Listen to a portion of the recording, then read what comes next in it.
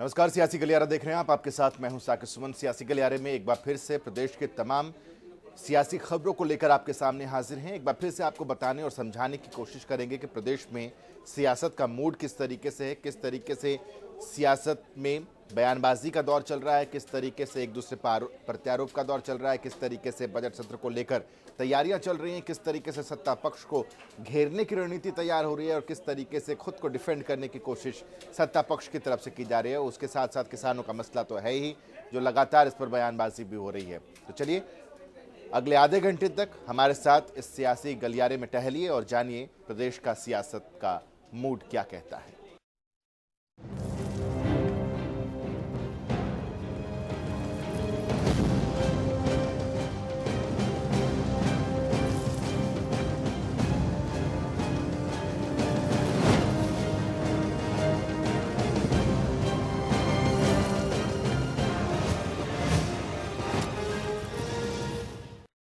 सियासी गलियारे में आज सबसे पहले हम आपको रूबरू कराएंगे कांग्रेस के विधायक दल की बैठक। और इस विधायक दल की बैठक में खाका आप समझ सकते हैं कि तैयार कर लिया गया है। जो विधानसभा के बजट सत्र के दौरान उसी खाके पर कांग्रेस आगे बढ़ते हुए नजर आएगी। कांग्रेस अविश्वास प्रस्ताव भी लेकर आ रही है और साथ ही साथ इस बजट सत्र में सत्ता पक्ष को किस तरीके से घेरा जाएगा, ये भी कोशिश रहेगी विपक्ष की कि हर एक मसले पर, हर एक मुद्दे पर इस बार सरकार को घेरा जाए। चूंकि विपक्ष के नाम पर सिर्फ और सिर्फ कांग्रेस ही है और ऐसे में कांग्रेस की जिम्मेदारी और ज्यादा बढ़ जाती है कि किस तरीके से इस बजट सत्र के दौरान वो सत्ता पक्ष पर उन तमाम मसलों को लेकर के सवाल करे जो मसले इस वक्त ज्वलंत भी हैं और जीवंत भी हैं।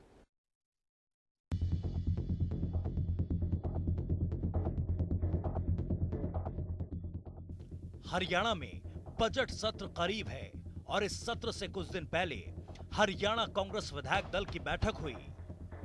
भूपेंद्र सिंह हुड्डा की अध्यक्षता में हुई हरियाणा कांग्रेस विधायक दल की बैठक में कई मुद्दों पर चर्चा हुई।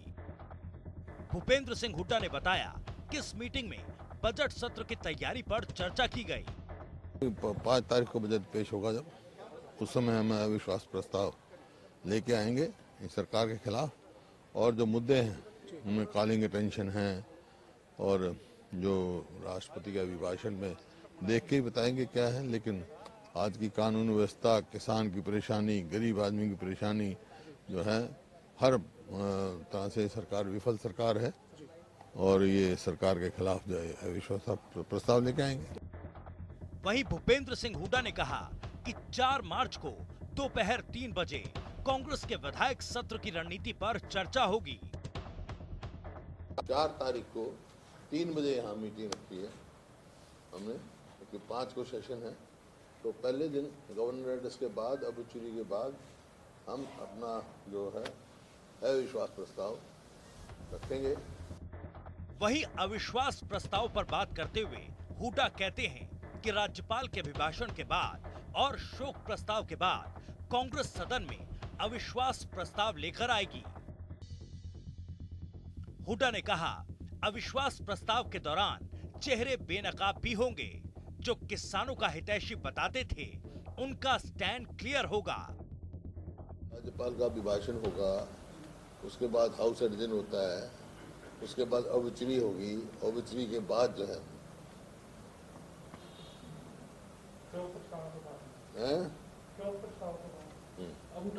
राज्यपाल से दोबारा तो टाइम नहीं मांगेंगे, नहीं तो सेशन आ गया, आप क्या मांगेंगे। अविश्वास प्रस्ताव रखेंगे और एडमिट होने के बाद जो स्पीकर साहब टाइम देंगे उसको डिस्कशन करेंगे। बाकी वो आपके सामने ही आ जाएगा, कुछ चेहरे बेनकाब भी हो जाएंगे।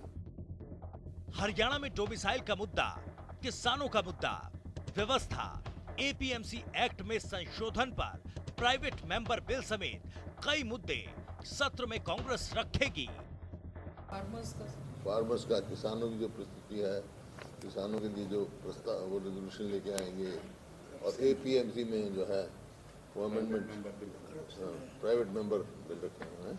करप्शन में भ्रष्टाचार है, इन विषयों पर सबने साथियों ने अपने अपने विचार रखे। बजट सत्र को लेकर हुड्डा ने कहा कि प्रदेश में बजट से घाटा बढ़ेगा। अच्छा बजट लेकर आए, हम उम्मीद करते हैं अगर बजट अच्छा हुआ तो हम सराहना करेंगे। घाटा और बढ़ गया, घाटा और बढ़ा रहे हैं, कोई विकास नहीं हुआ।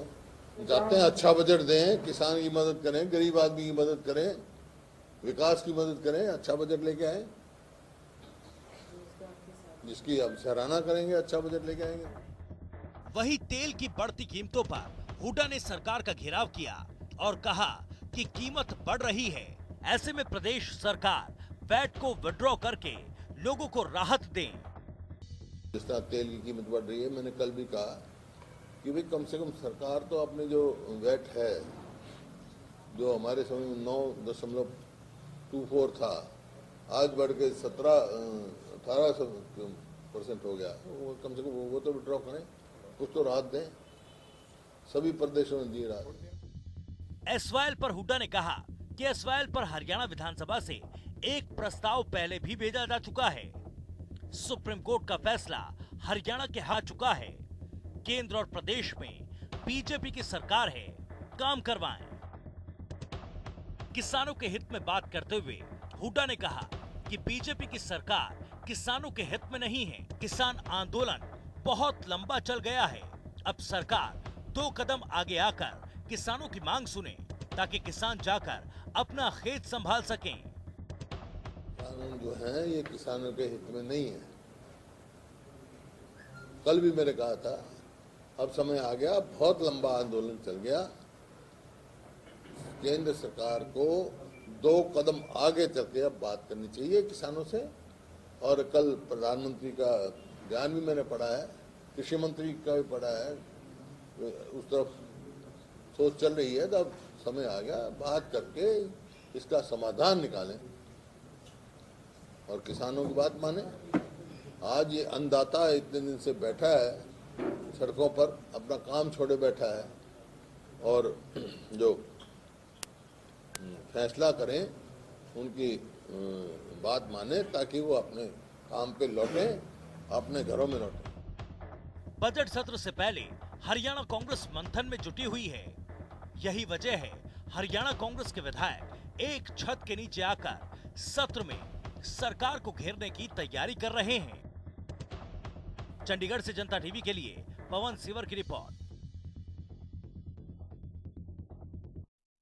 5 तारीख से बजट सत्र की शुरुआत होने वाली है। 5 तारीख को ही 11 बजे बीएसई की बैठक भी होने वाली है, जिसमें तमाम तारीखों और शेड्यूल पर विस्तार किया जाएगा।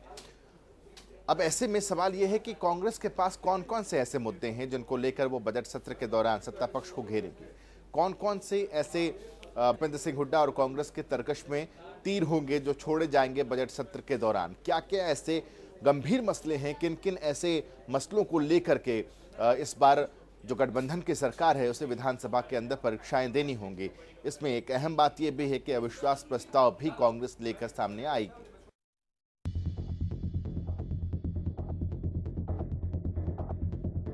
हरियाणा में विधानसभा का बजट सत्र आने वाला है। 5 मार्च को हरियाणा का बजट सत्र होगा। सरकार इस सत्र को लेकर और बजट पेश करने को लेकर एड़ी चोटी का जोर लगाए हुए है। सरकार चाहती है कि बजट में हर वर्ग का ध्यान रखा जाए, साथ ही सदन की कार्यवाही भी बेहतर ढंग से चले। इसको लेकर भी सरकार अपनी रणनीतियों पर लगातार मंथन कर रही है। वहीं दूसरी तरफ विधानसभा के सत्र को लेकर कांग्रेस ने अपने मुद्दे तैयार कर लिए हैं और सरकार को घेरने के लिए कांग्रेस रणनीति बनाने में अब कोई कसर नहीं छोड़ रही है। ये यकीनन तय है कि इस बार का विधानसभा सत्र हंगामेदार रहेगा, क्योंकि कांग्रेस का मंथन जिस तैयारी के साथ हो रहा है उससे ये साफ है कि वो कई मुद्दों को विधानसभा में उठाना चाहती है।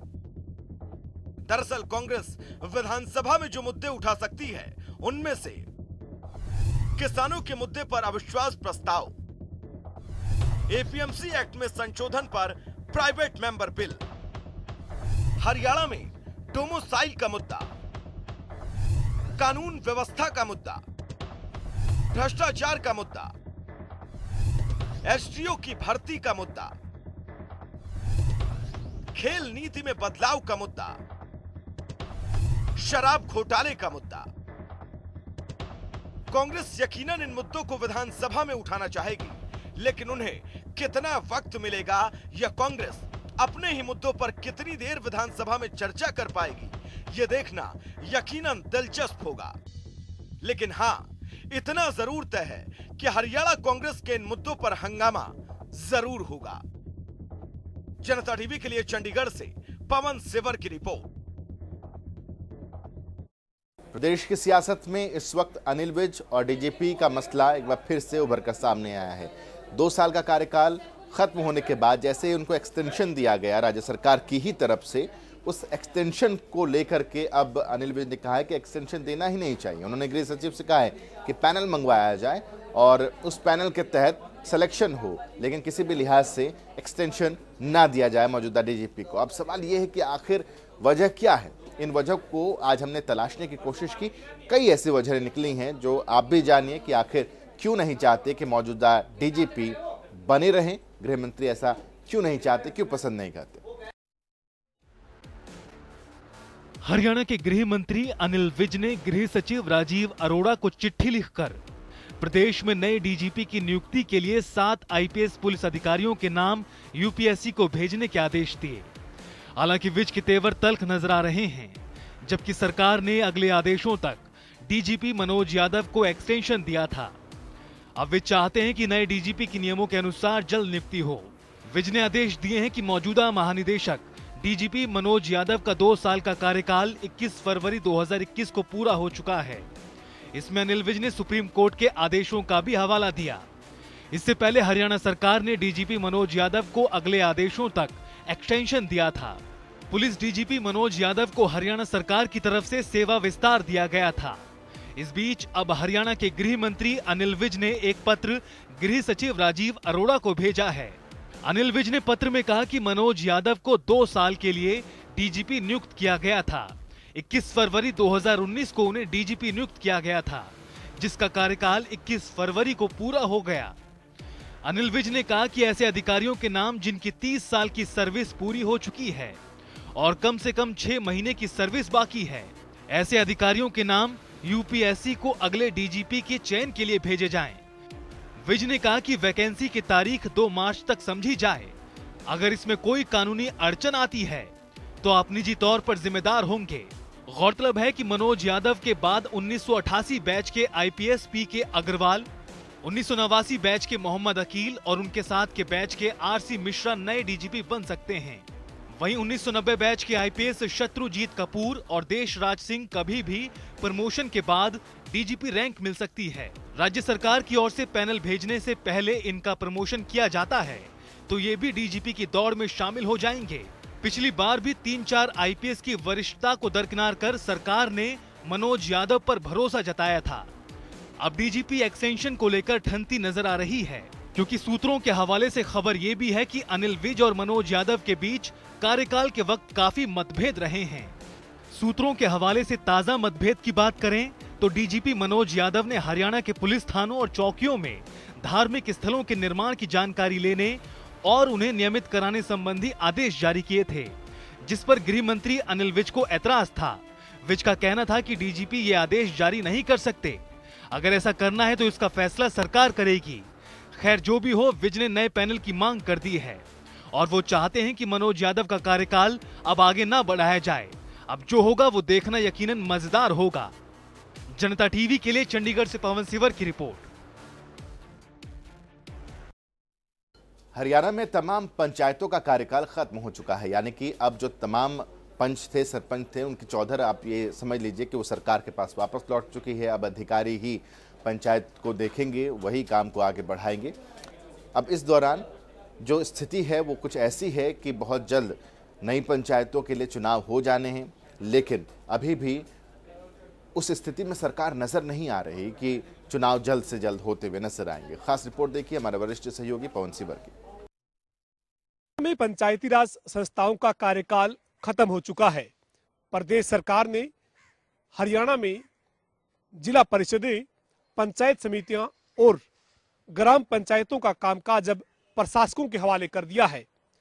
प्रदेश में फिलहाल राज्य चुनाव आयोग की तरफ से चुनाव करवाने को लेकर भी कोई संकेत नहीं दिया गया है, चूंकि राज्य सरकार की तरफ से राज्य के चुनाव आयोग को पंचायत के चुनाव करवाने के लिए कोई हरी झंडी नहीं दी गई है। इसी बीच राज्य सरकार ने प्रदेश में पंचायतों के कार्यकाल के खत्म होने के बाद अब प्रशासकों की नियुक्ति कर दी है। प्रशासक जिला परिषदें, पंचायत समितियां और ग्राम पंचायतों के कामकाज को अब देखेंगे, यानी सरपंचों के वित्तीय अधिकार अब खत्म हो चुके हैं।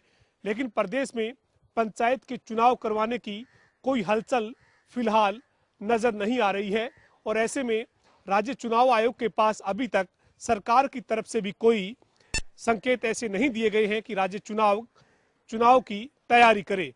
ऐसे में तय है कि प्रदेश में पंचायत के चुनाव टल चुके हैं और सूत्रों की माने तो हरियाणा में पंचायत के चुनाव अप्रैल मई महीने के दौरान हो सकते हैं। वीडियो जर्नलिस्ट विजेंद्र सिंह के साथ पवन सिंह, जनता टीवी। महंगाई का मसला न सिर्फ हरियाणा में बल्कि पूरे हिंदुस्तान में इस वक्त चरम पर है और लगातार महंगाई के मसले को लेकर के, खासतौर पर पेट्रोल और डीजल के दामों को लेकर के विपक्ष के विरोध का सामना सत्ता पक्ष को करना पड़ रहा है। हरियाणा में भी कमोवेश इसी तरह की स्थिति है। तो आप जरा देखिए और समझिए कि किस तरीके से जो विपक्ष है वो पेट्रोल और डीजल की बढ़ती कीमतों पर सत्ता पक्ष को घेरे हुए है और लगातार उनसे सवाल पूछ रहा है कि आखिर कब और कहां जाकर के ये प्राइस हाइक जो है वो थमेगी। उस विषय में आज हमारी पथ यात्रा निकाली। ये तस्वीरें अंबाला से हैं, लेकिन कलेजे से हंसी हाय पूरे देश के आम नागरिकों की निकल रही है, क्योंकि पेट्रोल डीजल अब जेब में आग लगा रहे हैं। पेट्रोल और डीजल की कीमतों में एक बार फिर से इजाफा देखने को मिला। पेट्रोल की कीमत 25 पैसे तो डीजल की कीमत में 35 पैसे की बढ़ोतरी देखने को मिली।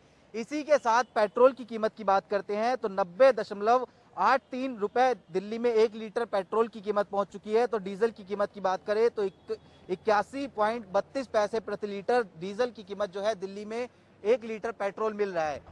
जी हाँ, महंगाई खा रही है। पेट्रोल डीजल के दाम आसमान छू रहे हैं। कई राज्यों में पेट्रोल शतक लगा चुका है तो राजधानी दिल्ली समेत कई राज्यों में नर्वस 90s में पेट्रोल चल रहा है और पूरे देश में लोग इसके विरोध में प्रदर्शन कर रहे हैं। विपक्ष सड़कों पर लेट रहा है, छाती पीट रहा है।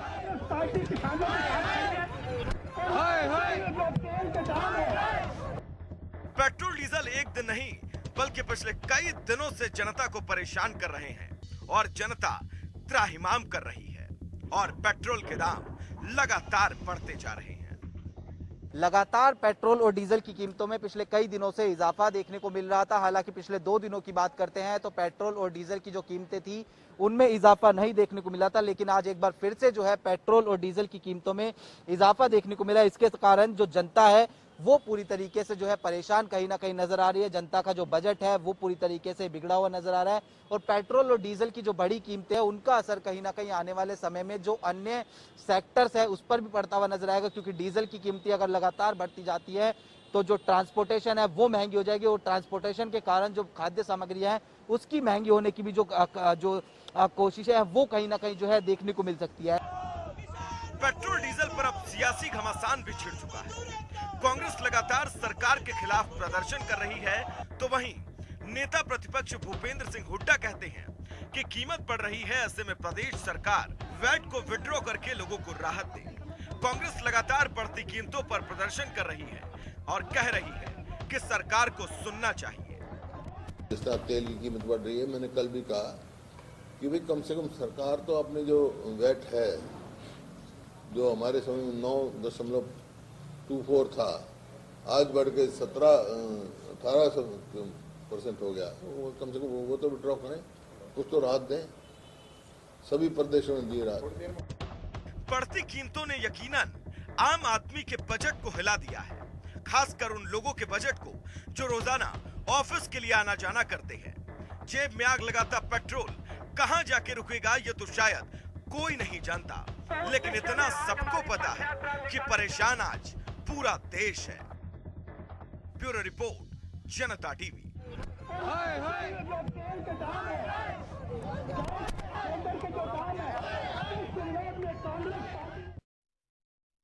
उसी के साथ सियासी गलियारे में आज के लिए बस इतना ही। छोटा सा ब्रेक ले रहे हैं, ब्रेक के बाद ये खबरों का सिलसिला लगातार जारी रहेगा।